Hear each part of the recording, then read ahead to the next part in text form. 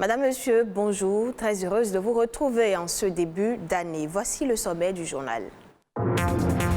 Le Bénin dispose d'un nouvel instrument pour mieux sécuriser ses recettes. Il s'agit du nouveau Code général des impôts adopté par les députés. Les innovations du nouveau Code dans ce journal. Vivre grâce à ses revenus sans être obligé de travailler pour un salaire, c'est le concept d'indépendance financière. De quoi retourne cette notion qui est de plus en plus en vogue? C'est à suivre. Et que ferions-nous sans eux à une époque où tout fonctionne à l'aide des machines, où les entreprises n'existent pas sans Internet? Eux, ce sont les programmeurs et développeurs. On en parle également dans ce journal.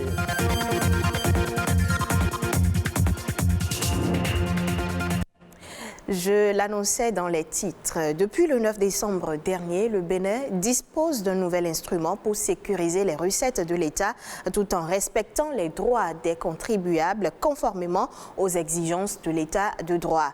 Il s'agit du nouveau Code général des impôts qui vise à instituer une fiscalité de développement avec des mesures incitatives pour les petites et moyennes entreprises et PMI en général. Suivez.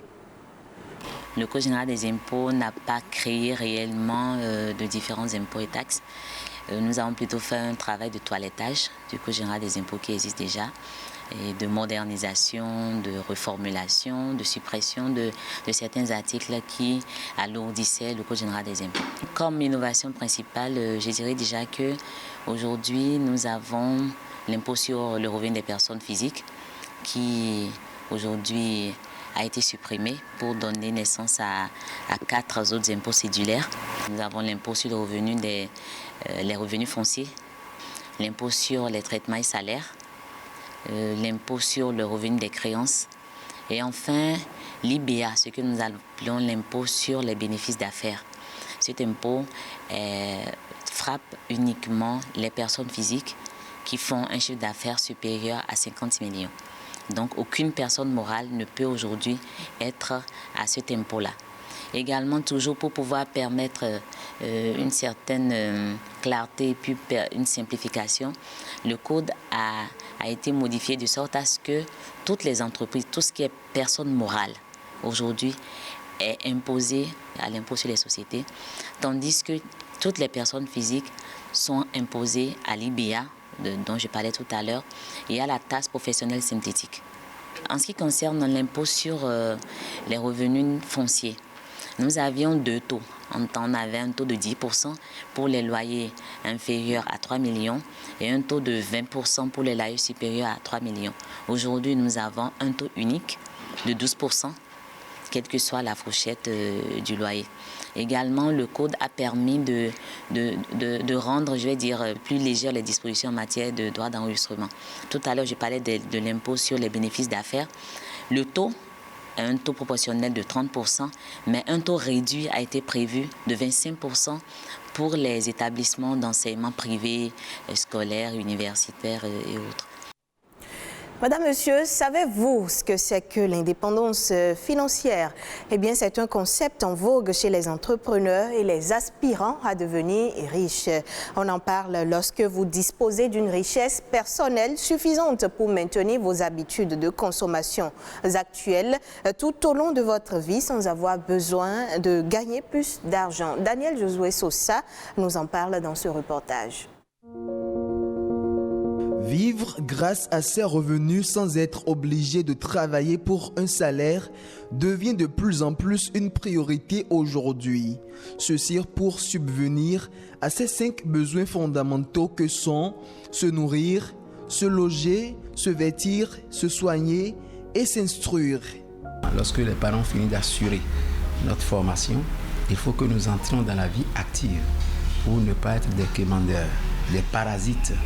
Donc si nous avons suivi une formation, nous devons savoir que faire pour que nous puissions assurer notre indépendance, c'est-à-dire être libre, être autonome, pour pouvoir nous-mêmes créer notre famille et assurer les 5 besoins dont on a parlé.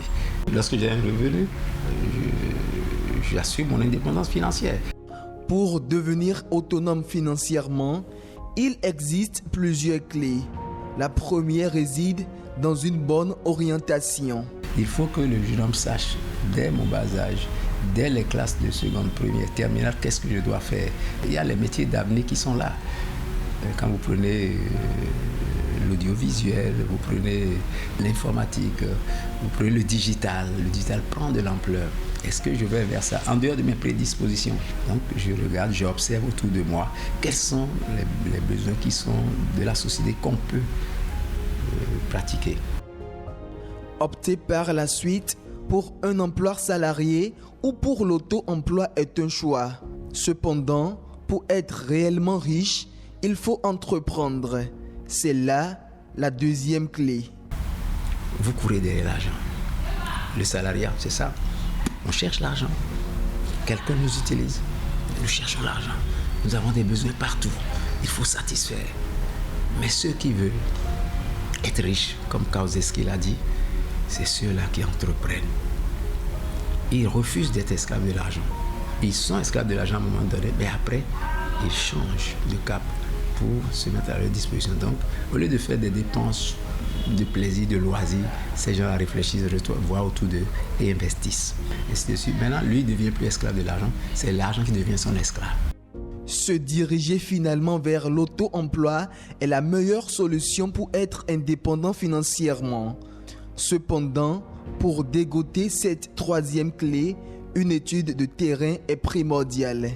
On ne va pas entreprendre une activité qui n'a pas de répondant, une activité dont les besoins ne sont pas exprimés dans le peuple. Lorsque je suis jeune et que je vais entreprendre, il faut faire quoi? Il ne faut pas entreprendre comme on a dit n'importe comment. Je regarde autour de moi, il y a toujours quelque chose, un besoin à satisfaire.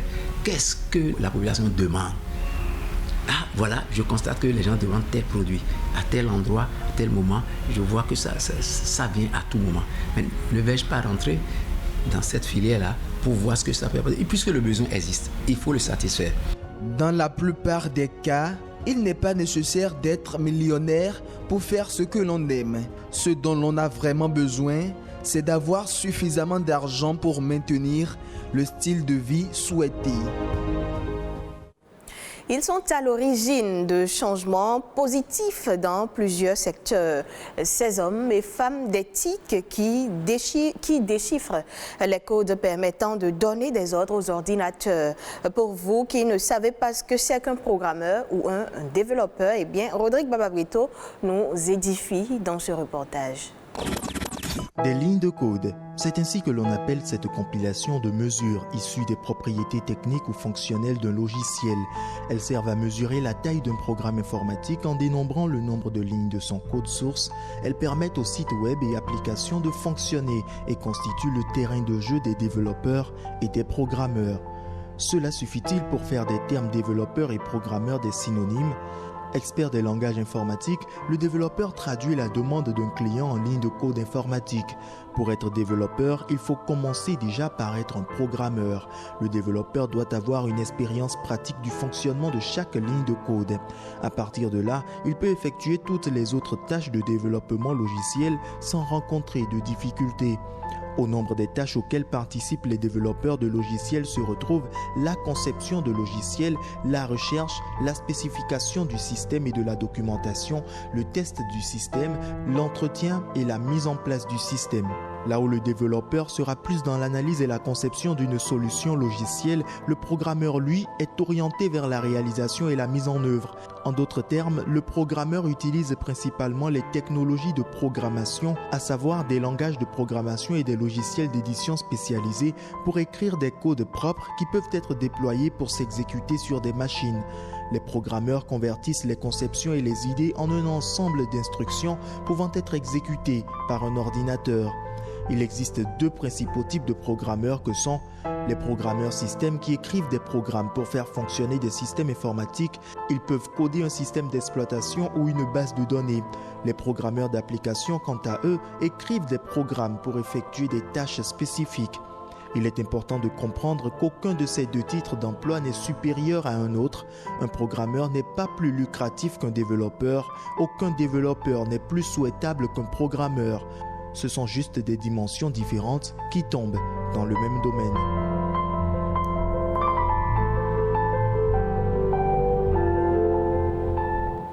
Voilà, vous en savez donc davantage sur le programmeur et le développeur. On met le cap à présent hors du Bénin. Voici le condensé de quelques informations en interactualité présenté par Patrick Adjaboudjou. 2021 n'a pas été l'année de la concrétisation d'une Afrique sans frontières, tant pour les biens que pour les capitaux et les personnes. Et pour cause, la pandémie de Covid-19 et la fermeture des frontières ont eu un effet considérable sur la libre circulation des personnes. Après une réouverture partielle et entière d'un pays à un autre, la circulation a repris, mais à un rythme plus lent. Les voyageurs devaient non seulement prouver leur état de santé par rapport au Covid-19, mais aussi payer pour des tests et autres démarches. Dans ce contexte, certains pays sont parvenus à engranger des gains importants en matière d'ouverture sur le visa. Autre note positive, 24 pays africains, soit 44%, offrent le visa électronique contre 9 en 2016. Migration clandestine vers l'Espagne et les pays de l'Europe. 2021 a été une année extrêmement meurtrière. La plus meurtrière depuis 1997 selon l'Organisation internationale pour les migrations.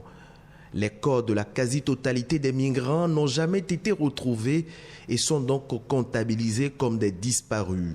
En moyenne, 12 migrants ont perdu la vie chaque jour en essayant de rallier l'Espagne par la mer. L'ONG espagnole Caminando Fronteras a recensé dans son bilan publié lundi 3 janvier 2022 4 404 morts ou disparus sur les routes migratoires vers la côte hispanique en 2021. Paris est l'une des villes du continent européen qui font beaucoup de bruit. Selon une étude relayée par le site d'information Le.fr, la capitale française n'est autre que la ville la plus bruyante d'Europe, devant Londres et Rome qui complètent le podium. Pour mettre au point ce classement, les analystes ont pris en compte plusieurs éléments comme la densité de la population, les niveaux de trafic routier et aérien, mais aussi la pollution sonore. La ville de Paris présente le taux le plus élevé en matière de bruit routier, de bruit ferroviaire et demeure la première ville en matière de bruit des foules dans les bars et restaurants.